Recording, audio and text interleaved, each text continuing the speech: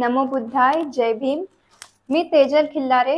लोकज्योती मराठी या यूट्यूब चॅनलमध्ये आपल्या सर्व प्रेक्षकांचे मनापासून स्वागत.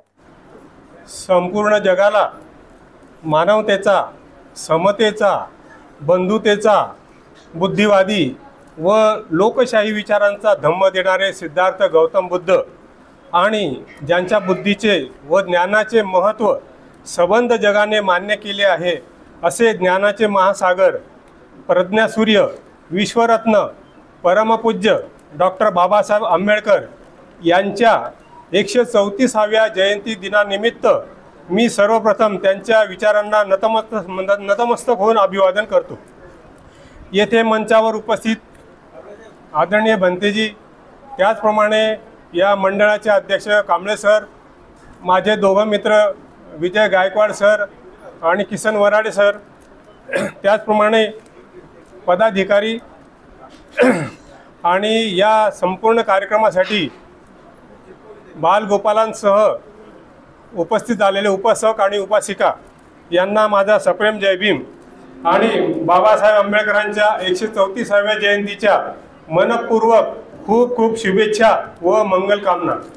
मला या ठिकाणी अमरनाथला येण्याचा हा माझा पहिलाच प्रसंग आहे आणि या गावाचं वैशिष्ट्य काय या दृष्टिकोनातून मी सुरुवातीला थोडासा विचार केला आणि तो विचार मी आपणास देखील सांगावा असं मला वाटलं. म्हणून मी या ठिकाणी सुरुवातीला अमरनाथ आणि अमरनाथ ज्या ठाणे जिल्ह्यामध्ये आहे त्या ठाणे जिल्हा आणि अमरनाथ याबद्दल थोडेसे 2-3 सांगतो माहिती.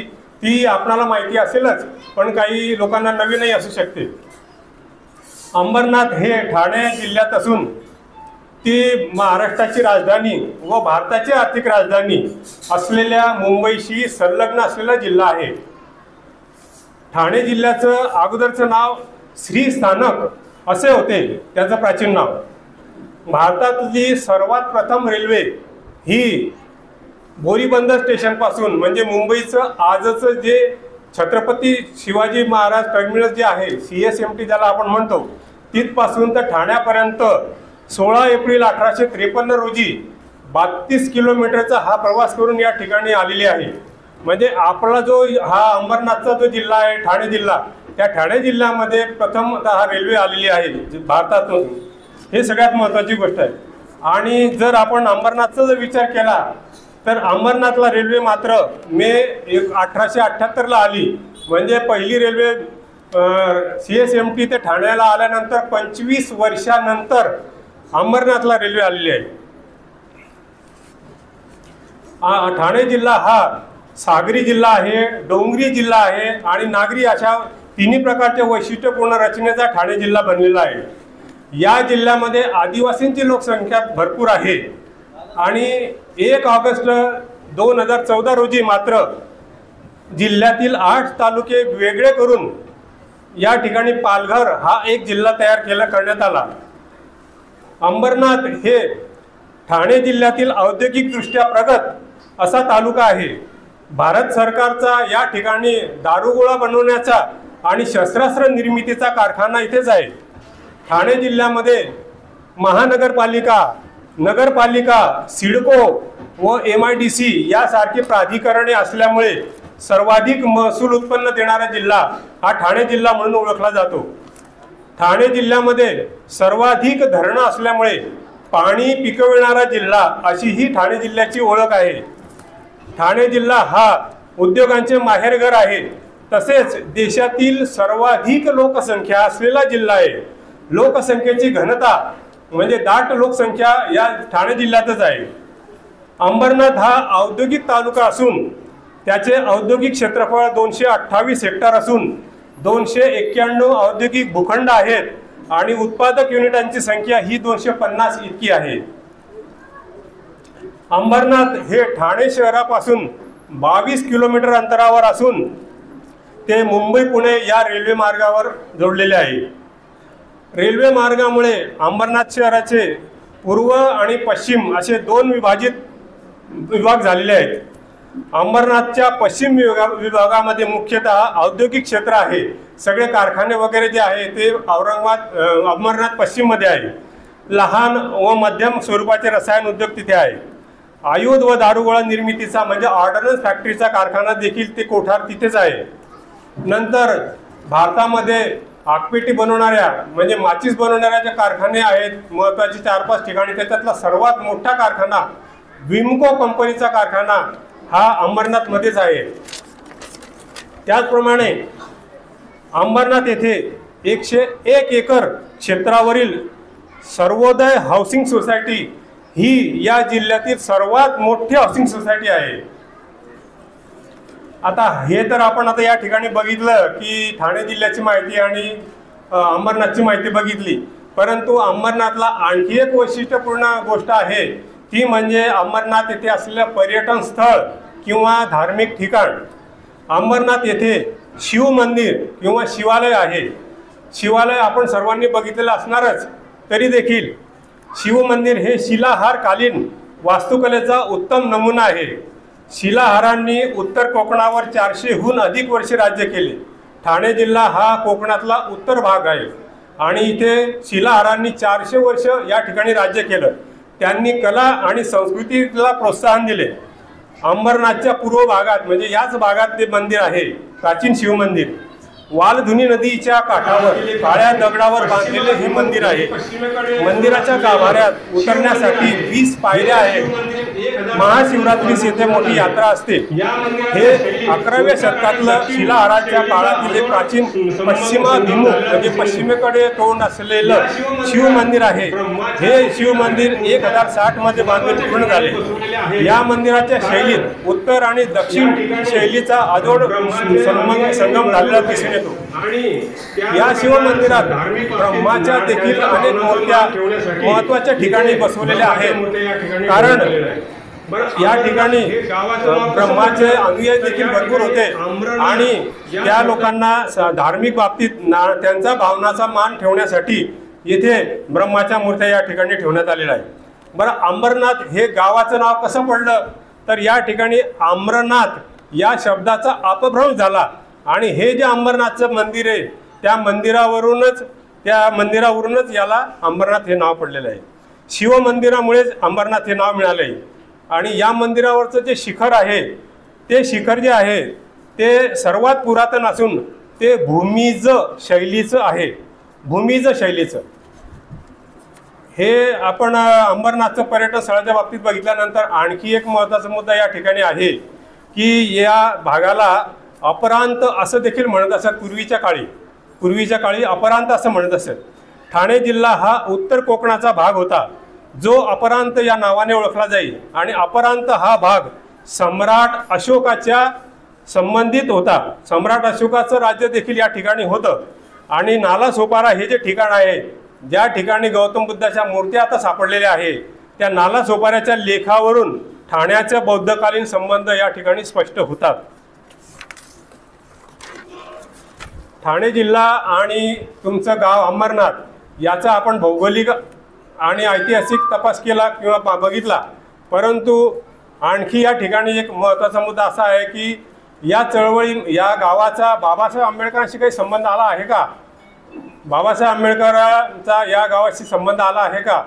तर आपल्याला असं म्हणता येईल की आला पण आहे किंवा आलाही नाही, कारण प्रत्यक्षात तसा काही पुरावा या ठिकाणी सापडत नाही.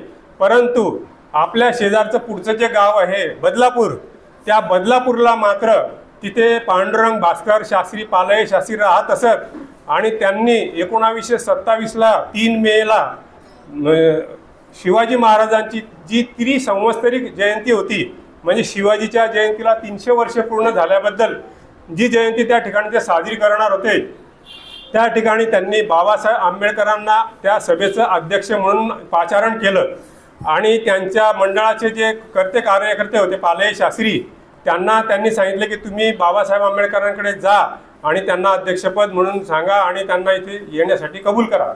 मग पालय शास्त्री आणि त्यांचे काही मित्र बाबासाहेबांना मुंबईला भेटायला गेले आणि बाबासाहेबांना सांगितले की तुम्ही आमच्या या कार्यक्रमासाठी अध्यक्ष म्हणून या. बाबासाहेबांनी ते त्वरित मान्य केलं. कारण याचं असं आहे की पालय शास्त्री जे होते ते बदलापूरचे राहणारे होते, परंतु ते बाबासाहेबांचे मित्र होते आणि अस्पृश्यांना यज्ञपवीत म्हणजे जानवं जे दिलं जायचं गळ्यामध्ये घालायचं, ते जानवं देण्याचं काम या पालय शास्त्रींनी केलेलं होतं. आणि समाज समता संघ नावाचा जो संघ होता बाबासाहेबांनी स्थापन केलेला, त्याच्या वतीने त्यांना 20-25 रुपये त्यावेळेला अनुदान म्हणजे दान त्यांना दिलेलं होतं. आणि ते भिक्षुकीचा व्यवसाय करणारे होते. तर अशा रीतीने त्यांची ओळख असल्यामुळे बाबासाहेबांनी त्यांच्या विनंतीला मान दिला आणि ते त्या ठिकाणी आले त्यांच्या मित्रांसोबत. आणि ते डायरेक्ट आल्याबरोबर ते यांच्या घरी गेले, कोणाच्या कार्यक्रमाच्या स्थळी गेले. आणि कार्यक्रमाच्या स्थळी जाऊन तिथे त्यांचं अध्यक्षपद दिलं गेलं. बाबासाहेब आंबेडकरांचं तिथे भाषण झालं, त्यांचं गुणगान करण्यात आलं, त्यांचा परिचय तिथे करण्यात आला, अध्यक्षपदाची नेमणूक करण्यात आली. आणि बाबासाहेबांनी त्या ठिकाणी सांगितलं की बाबा शिवाजीचं राज्य कसं गमावलं गेलं, या मराठ्यांनी त्याकडे लक्ष दिलं गेलं नाही, दुही त्यांच्यामध्ये होती, एकी त्यांनी टिकवली नाही, म्हणून शिवाजीचं राज्य या ठिकाणी गेलं. आणि त्या ठिकाणी नंतर मग बाबासाहेबांच्या हस्ते शिवाजी महाराजांची पालखी निघाली. ती पालखी पूर्ण गावामध्ये फिरून आली. आणि शिवाजीचं ज्या ठिकाणी आता पुतळा आहे बदलापूरला, त्या ठिकाणी तो कार्यक्रम झालेला आहे. आणि शिवाजी महाराजांचा त्या ठिकाणी पुतळा आहे. परंतु एक गोष्ट सांगावीशी वाटते की त्या ठिकाणी बाबासाहेब आंबेडकरांचा देखील पुतळा त्या ठिकाणी असायला हवा होता. आणि आज त्या पालय शास्त्रींच्या नातू जो आहे आनंदजी पाल्ले, तो त्या ठिकाणी आता राहतात. तर बाबासाहेब ज्या वेळेला बदलापूरला गेले असतील त्यावेळेला वाहतुकीचे साधनं तर नव्हते, विमान गाडी तर त्यावेळेला नव्हतीच, असेल तर फक्त पायवाट असेल किंवा छोटा रस्ता असेल, बैलगाडीचा रस्ता असेल. तर बाबासाहेब त्या गावाला जात असतील तर ते अंबरनाथवरूनच गेले असणार. म्हणजे अंबरनाथ गाव जे तुमचं आहे ते या दृष्टीने भाग्यवान म्हणावं लागेल की या तुमच्या गावाला बाबासाहेबांचे पाय लागलेले आहेत. परंतु या बाबतीत आता तरुणांनी किंवा जुने जे जाणते लोक आहेत त्या लोकांनी या बाबतीत संशोधन करायला पाहिजे की त्यावेळेला पेपर निघत होता का, किंवा जुने जे कोणते कार्यकर्ते असतील त्यांना या बाबतीत माहिती असेल की खरंच बाबासाहेब इथून कुठून गेले, कसे गेले, इथे त्यांना थांबवलं होतं का, त्यांचा सत्कार इथे केलेला आहे का, इथे त्यांचे त्यावेळेचे कोणी कार्यकर्ते होते का. कारण 14 तळ्याचा सत्याग्रह मार्च 27ला झाल्यानंतर त्या सत्याग्रहामध्ये बदलापूरचे जसे कार्यकर्ते गेले तसे अंबरनाथचे सुद्धा कार्यकर्ते तिथे गेले असतीलच. तर ते आपल्याला या ठिकाणी माहीत नाही, किंवा तुम्हाला माहिती असेल तर ते त्याचा तुम्ही शोध लावा, तपास करा, त्याचा इतिहास लिहा. आणि इथली जी नगरपालिका जी आहे ती नगरपालिका तर त्याला पंचायत समिती वगैरे असेल त्यावेळेला, ग्रामपंचायत असेल त्यावेळेला, नंतर ती 1985 साली महानगरपालिका झाली. तर अशा रीतीने या ठिकाणी बदलापूरचा आणि शिवाजी महाराजांचा संबंध आहे.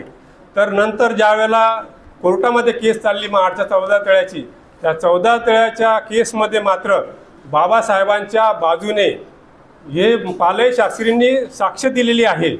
आणि त्यांनी सांगितलं आहे त्या साक्षीमध्ये की हिंदू धर्मग्रंथामध्ये जातीयता अस्पृश्यता नाही आहे, हे सगळं खोटं आहे. आणि ते तळं जे आहे ते तळं खाजगी तळं नाही, ते सरकारचं तळं आहे. आणि बाबासाहेबांना तेच सिद्ध करून सांगायचं होतं.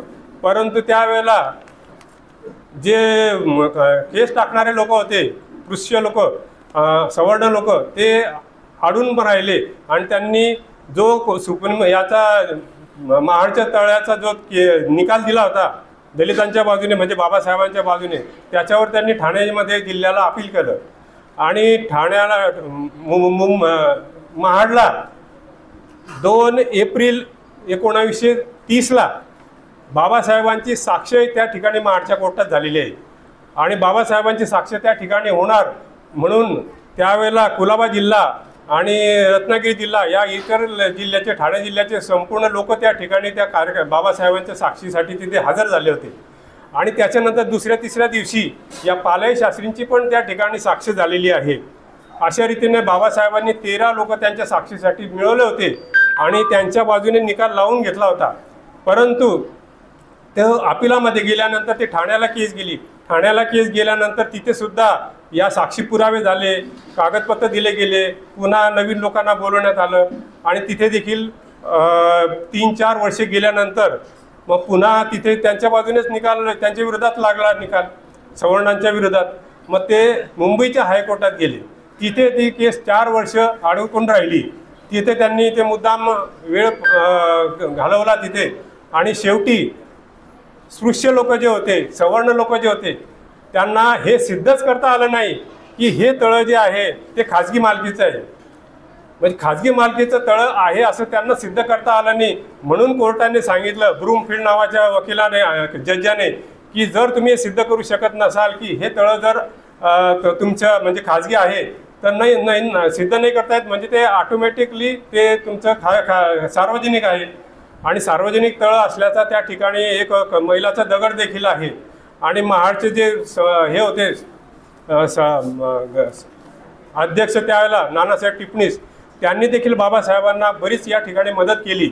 आणि अशा रीतीने हा महाडचा 14 तळ्याचा जी केस आहे ती केस 10 वर्ष चालली कोर्टामध्ये. आणि मार्च 37ला बाबासाहेबांच्या बाजूने निकाल लागला आणि आपण ती केस जिंकली. आणि त्या ठिकाणी हे सवर्ण लोक हारलेले आहेत. आणि त्या ठिकाणी मग हे 14 तळं सार्वजनिक सिद्ध झालं आणि मग आपल्या लोकांना तिथे पाणी पिण्याचा अधिकार मिळाला.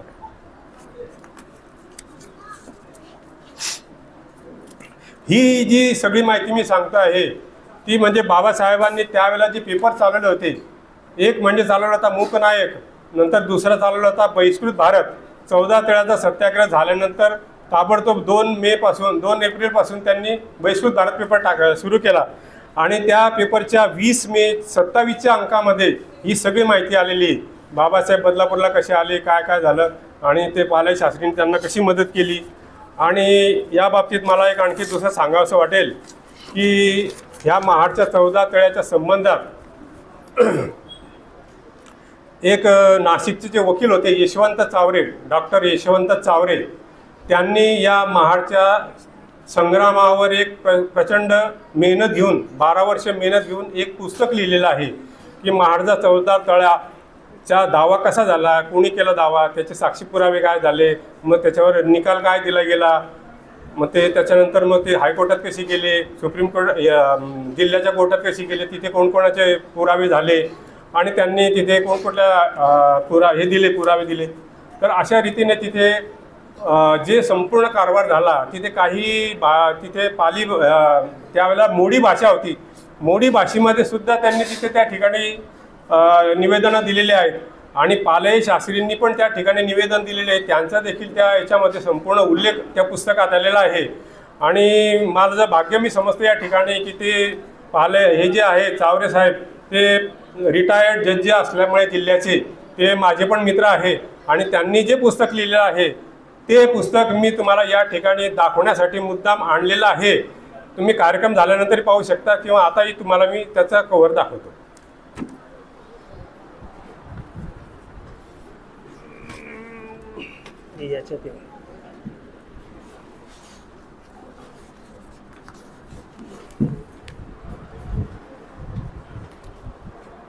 हे ते पुस्तक आहे महाडचा 14 तळ्याचा सत्याग्रहाची दावा 10 वर्ष कसा चालला त्याची इत्थंभूत माहिती या ठिकाणी याच्यामध्ये पुस्तकामध्ये आहे. आणि याच्यामध्ये ते बदलापूरचे पालय शास्त्रींचा ज्या ज्या ठिकाणी उल्लेख आलेला आहे त्या त्या ठिकाणी मी या ठिकाणी नोंद त्याची घेतलेली आहे आणि तिथे टीका ठेवलेल्या आहेत. तर पांडुरंग भास्कर पालय शास्त्री त्यांचं वय त्यावेळेला 42 वर्ष होतं फक्त. आणि ते राहणार कुठले होते, कसबे बदलापूर, तालुका कल्याण, त्यावेळेला कल्याण तालुका होता, बदलापूर तालुका, अंबरनाथ तालुका नव्हता, बदलापूर तालुका नव्हता, जिल्हा ठाणे. आणि त्यांचे नातू हे आनंदजी पाले. याच्यामध्ये पृष्ठ क्रमांक 49-50 भाग 3 मधला पान 3 याच्यामध्ये रोजनामा लिहिला जातो कोर्टामध्ये की आज कोर्टामध्ये काय काय घटना घडल्या, ते तारीखवार त्याची नोंद केलेली असते कोर्टामध्ये. तर त्या रोजनामाच्या 10 नंबरचं पान, 36 नंबरचं पान याच्यामध्ये पालय शास्त्रींचा उल्लेख आहे. त्याचप्रमाणे पालय शास्त्रींनी जी शपथपत्र लिहून दिलं कोर्टाला ते 75 ते 77 या पानामध्ये आहे. नंतर त्याच्यामध्ये आंबेडकरांची एक साक्षी याच्यामध्ये आहे 147 पानावर. आणि आंबेडकरांनी त्यांच्या साक्षीमध्ये पालय शास्त्रींचा उल्लेख केलेला आहे की या ठिकाणी बदलापूरला हिंदू मुसलमानांचा शिवजयंतीच्या दिवशी दंगा झाला होता आणि त्या दंग्यामध्ये 19 लोकांना आरोपी केलेलं होतं. आणि त्या 19 आरोपीपैकी एक पालय शास्त्री सुद्धा होते हिंदूंच्या बाजूने. तर त्या पालय शास्त्रींची बाजू आंबेडकरांनी लढवली आणि त्यांना मुक्त केलं होतं. आणि म्हणून पालय शास्त्रींनी देखील 14 तळ्याच्या कार्यक्रमामध्ये बाबासाहेबांना मदत केली आणि शिवजयंतीच्या कार्यक्रमाला बाबासाहेबांना अध्यक्ष म्हणून त्यांनी इथे बोलून आणलं.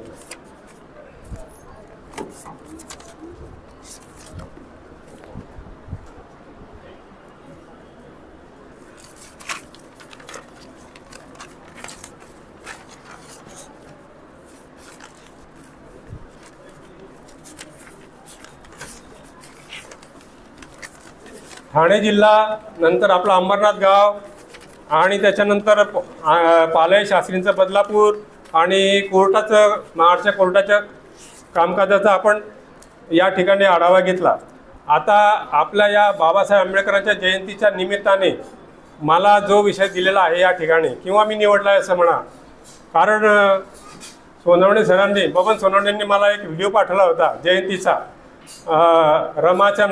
बाबाच्या नावानं रमाईने लावलं कुंकू आणि ते डान्स करत होत्या स्त्रिया तुमच्या मंडळाच्या. तर ते मला खूप आवडलं. म्हटलं आपण हाच विषय या ठिकाणी मांडूया थोडासा. आणि बाबासाहेब आंबेडकरांचं घटनेच्या संदर्भातलं कार्य, या 2 विषयावर मी आता बोलणार आहे. तर प्रास्ताविक माझं ते झालं. आता त्याच्यानंतर आता स्त्रियांचे उद्धारकर्ते बाबासाहेब कसे होते, तर बाबासाहेबांच्या स्त्रियांच्या संबंधात त्यांनी जे कार्य केलं आहे त्याच्याबद्दल मी आता थोडक्यात सांगतो, कारण मला घटनेच्या संबंधात पण पुढे बोलायचं आहे. तर बाबासाहेबांनी 1916 रोजी, म्हणजे बाबासाहेबांचं वय त्यावेळेला किती असेल, 24 वर्ष किंवा 25 वर्ष, 1891चा बाबासाहेबांचा जन्म. तर त्यांनी त्यावेळेला एक निबंध वाचलेला आहे, भारतातील जाती, त्यांची घडण, त्यांची उत्पत्ती आणि प्रसार, म्हणजे caste in India, their mechanism, genesis and development. हा तिथे कोलंबिया विद्यापीठामध्ये, न्यूयॉर्कच्या, बाबासाहेब भारतातून गेले कोलंबिया विद्यापीठामध्ये शिकण्यासाठी. सयाजीराव गायकवाडांची स्कॉलरशिप त्यांना मिळाली होती. तर त्या ठिकाणी डॉक्टर ए गोल्डनवायझर मानववंशशास्त्राच्या विभागाचा अभ्यास मंडळ होतं त्या ठिकाणी. त्या मंडळासमोर बाबासाहेबांनी वाचलेला हा निबंध आहे. कोणता? Caste in India, their mechanism, genesis and development. तर यामध्ये स्त्रियांवर कसा अन्याय अत्याचार होत आलेला आहे.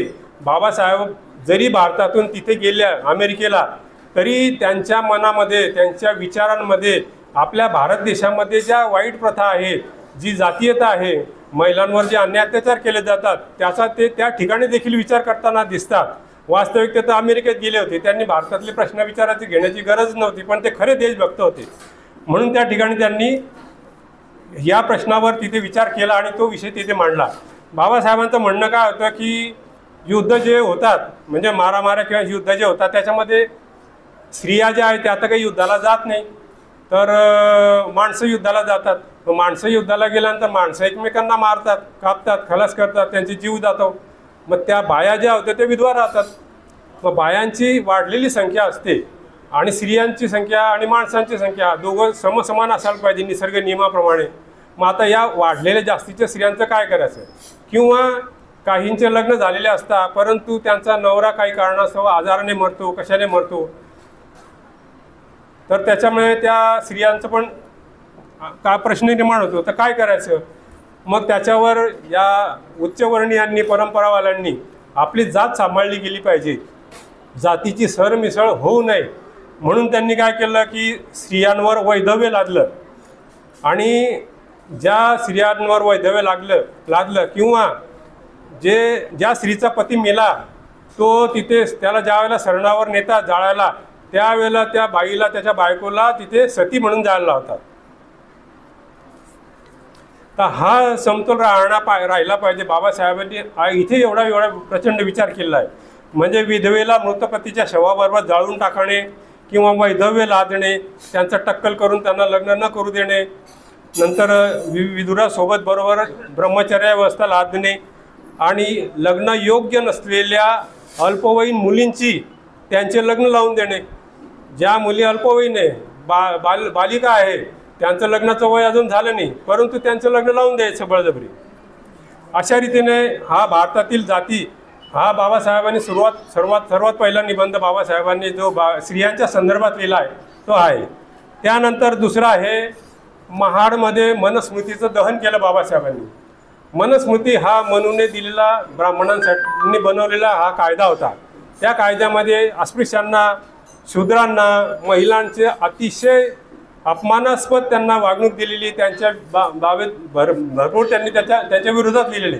त्यांना गुलामापेक्षाही बदतर त्यांना वागणूक दिलेली आहे आणि त्यांना कुठल्याही प्रकारचं स्वातंत्र्य नाही, त्यांना कुठल्याही प्रकारची समता राहणार नाही, अशी त्यांनी प्रोव्हिजन त्याच्यामध्ये मनुस्मृतीमध्ये केलेली.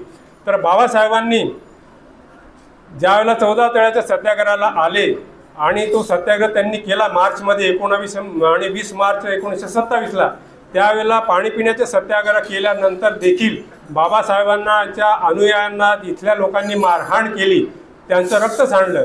मग बाबासाहेबांनी विचार केला की आम्ही तुमच्या धर्माचे आहोत आणि तुम्ही आम्हाला पाणी पिऊ देत नाही, हे कसं चालेल. तर त्याच्यानंतर मग ती कोर्टामध्ये केस गेल्यानंतर मग बाबासाहेबांनी दुसरी परिषद भरवण्याचं ठरवलं आणि ती दुसरी परिषद घेण्याचं ठरवलं डिसेंबरमध्ये, 25 डिसेंबरला. आणि त्या ठिकाणी सहस्रबुद्धे, अनंतराव चित्रे, त्यांचे जे मित्रपरिवार होते बाबासाहेबांचे, CKP किंवा ब्राह्मण लोकसुद्धा त्यांचे मित्र होते, त्यांनी असं ठरवलं की ही जी मनुस्मृती आपल्याला वाईट वागणूक देते आणि बंधनं लादते, तर त्याचा आपण विरोध केला पाहिजे आणि मनुस्मृतीचा विरोध करायचा असेल तर आपण ती मनुस्मृती जाळली पाहिजे. तर त्या ठिकाणी मनुस्मृतीचं दहन बाबासाहेबांनी 25 डिसेंबर 1927ला केलेलं आहे. आणि योगायोग बघा, ज्या बाबासाहेबांनी हिंदू धर्माचं धर्मग्रंथ जाळून टाकला, त्याच बाबासाहेबांना 22 वर्षानंतर 49 साली भारताची राज्यघटना तयार करण्याचा मान मिळाला. एकाच माणसाने आपल्या एकाच आयुष्यामध्ये एक उद्ध्वस्त करून त्याच्या जागी पर्यायी दुसरी व्यवस्था करून देणं, हे संपूर्ण जगामधलं एकमेव आश्चर्य आहे बाबासाहेबांच्या बाबतीत. तर मनुस्मृतीचे दहन झाल्यानंतर ज्या वेळेला त्यांची परिषद झाली, ती दुसरा दिवस, तिसरा दिवस तिथे परिषदा झाल्या आणि तिथे ठराव पास झाले. तर त्या ठिकाणी महिलांचा पण प्रतिसाद प्रचंड होता. तर बाबासाहेबांनी तिथे महिलांसाठी एक भाषण केलेलं आहे. बाबासाहेबांनी महिलांसाठी त्यांना मार्गदर्शन करण्यासाठी एक भाषण केलं.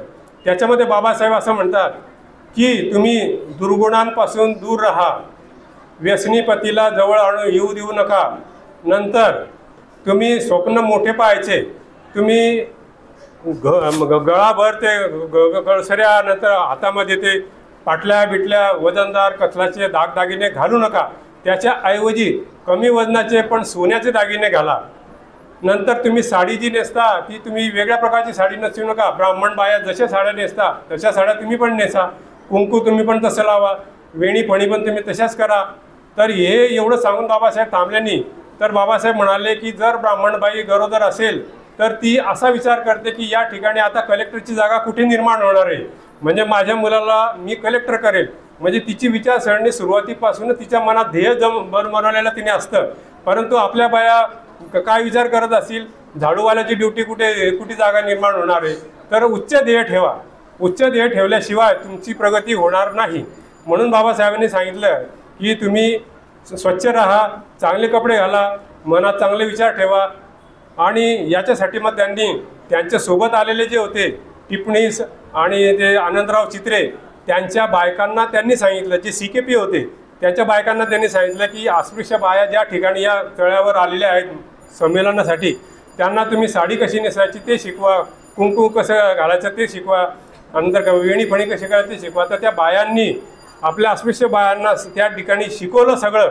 आणि दुसऱ्या दिवशी त्या असा परिणाम दिसून आला की त्या बाया अगदी हुबेहूब सवर्णांसारख्या दिसायला लागल्या. आणि बाबासाहेब ते पाहून खुश झाले किंवा मी काल एवढं मार्गदर्शन केलं आणि त्याचा एवढा परिणाम झाला आणि या बायांनी हे केलं.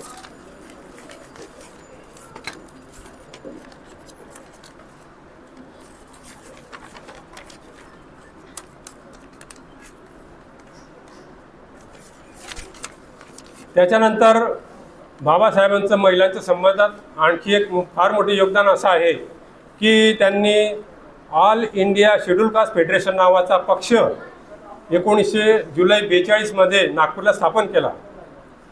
तर तो पक्ष स्थापन करण्याच्या अगोदर त्यांनी स्वतंत्र मजूर पक्ष हा पक्ष मुंबईला काढला होता आणि त्या पक्षाच्या वतीने ते निवडणुका लढले होते.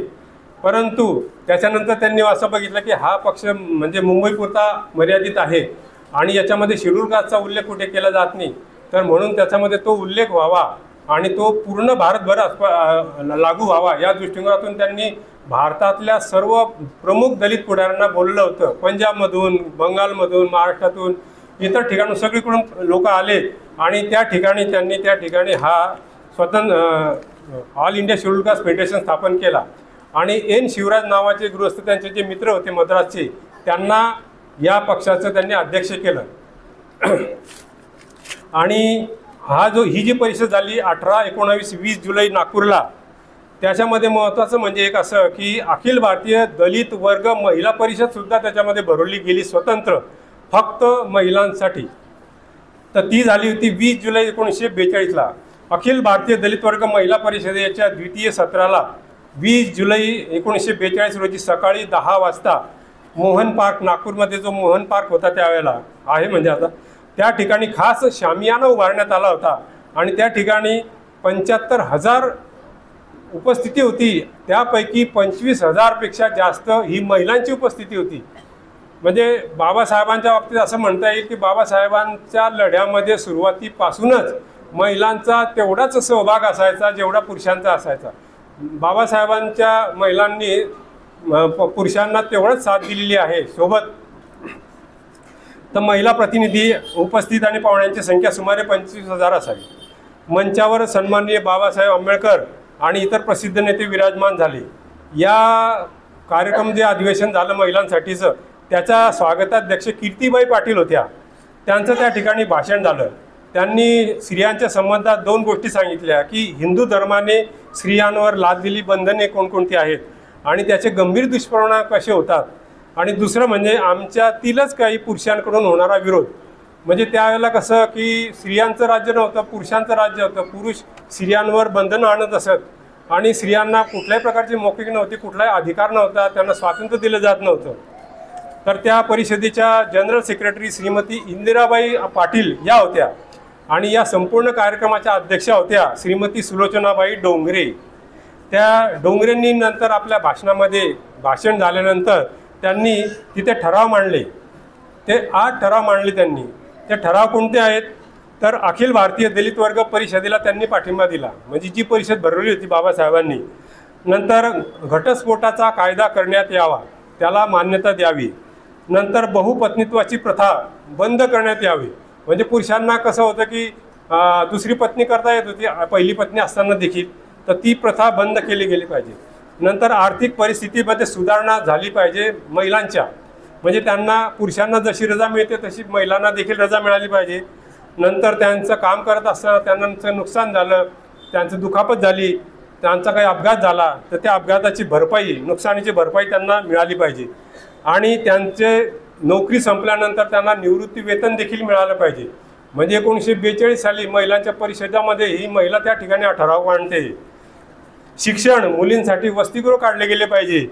नंतर सक्तीची प्राथमिक शिक्षण मिळालं पाहिजे. नंतर त्यावेळेला मोठे मोठे कारखाने नव्हते, गिरण्या त्यावेळेला फार होत्या, सूतगिरणी वगैरे त्या ठिकाणी त्यावेळेला मुंबईच्या विभागामध्ये फार असत. तर त्या ठिकाणी स्त्रियांना सुपरवायझर नेमण्याचा कायदा करावा. म्हणजे फक्त तिथे पुरुषच फक्त सुपरवायझर असायचे आणि ते पुरुषांनाच कामाला लावायचे. मग महिलांना कोण लावेल कामाला, तर ते स्त्री सुपरवायझर त्या ठिकाणी नेमावा, म्हणजे तो महिलांना कामाला लावेल. अखिल भारतीय दलित वर्ग फेडरेशन स्थापन करण्यात यावे. हे जसं नागपुरामध्ये महिलांची परिषद झाली तशी संपूर्ण भारतभर अशा परिषदा व्हाव्या आणि त्यांचं एक फेडरेशन तयार व्हावं अशी त्यांनी मागणी केली. आणि त्यासाठी फंड देखील उभारण्यात यावा, म्हणजे पैसा उभारल्याशिवाय कुठलं कार्य होऊ शकत नाही. अशा रीतीने ठराव मांडल्यानंतर त्यांनी बाबासाहेब आंबेडकरांना विनंती केली की तुम्ही आता आम्हाला या महिला परिषदेला मार्गदर्शन करा. बाबासाहेबांनी आपल्या भाषणात सुरुवात केली की जेव्हापासून मी सुरुवात केली तेव्हापासून पुरुषांबरोबर स्त्रियाही सहभागी झालेल्या आहेत. म्हणूनच आपल्या परिषदा या मिश्र परिषदा असतात नेहमी.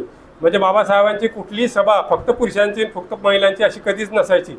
दोघं ते त्या परिषदेला हजर असत.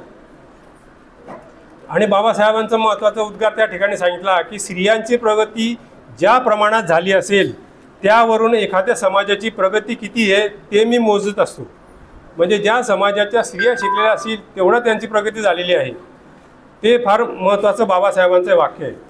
पुन्हा त्यांनी म्हटलं की स्वच्छ राहणं शिका, सर्व दुर्गुणांपासून मुक्त राहा, तुमच्या मुलांना शिक्षण द्या, हळूहळू त्यांच्या मनात महत्त्वाकांक्षा जागृत करा, ते थोर पुरुष होणार आहेत असे त्यांच्या मनावर बिंबवा, त्यांच्यातील न्यूनगंड नाहीसा करा, लग्न करण्याची घाई करू नका, लग्न म्हणजे जबाबदारी, आर्थिकदृष्ट्या समर्थ झाल्याशिवाय त्यांच्यावर लग्न लादू नका, म्हणजे बालविवाह करू नका, जास्त मुले होणे हे दुष्टकृत्य आहे, जास्त मुलं होणे हे दुष्टकृत्य आहे, महिलांच्या त्या हातात असतं, जरी समजा पतीने त्यांना हे केलं तरी. तर अशा रीतीने तुम्ही खंबीरपणे वागलं पाहिजे, पतीला सहकार्य केलं पाहिजे, पण गुलामासारखं वागायला नको. या उद्देशाचे जर तुम्ही सर्वांनी पालन केले तर तुम्हा सर्वांना सन्मान आणि कीर्ती प्राप्त होईल, असं बाबासाहेबांनी त्यांना मार्गदर्शन केलं आणि त्या ठिकाणी ही परिषद संपलेली आहे. हे ओरिजिनल घटनेची प्रत आहे, ओरिजिनल घटना. याच्यामध्ये 223 पान नंबरवर बाबासाहेब आंबेडकरांची सही आहे. कारण ज्या लोकांनी ही घटना बनवली त्या सर्व लोकांच्या याच्यावर सह्या झालेल्या आहेत.